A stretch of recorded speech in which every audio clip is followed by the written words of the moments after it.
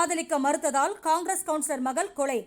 கர்நாடக மாநிலம் ஹுப்ளியில் பிவிபி என்னும் கல்லூரியில் நேகா ரெஹமத் என்ற 23 வயதுடைய பெண் முதலாம் ஆண்டு MCA படித்து வந்தார்.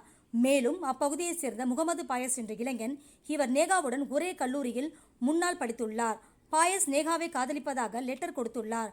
அதை பலமுறை நிராகரித்துள்ளார் நேகா. மேலும் இதனை அவர் தந்தையிடம் தெரிவித்துள்ளார்.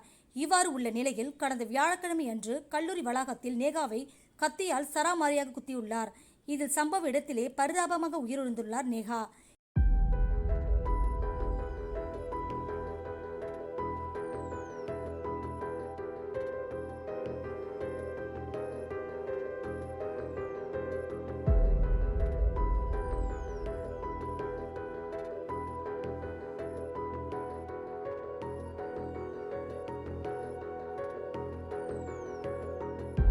இதனைத் தொடர்ந்து பல இந்து அமைப்புகள் எதிர்ப்பு தெரிவித்த நிலையில் இச்சம்பவம் இன்று பரபரப்பாக உள்ளது.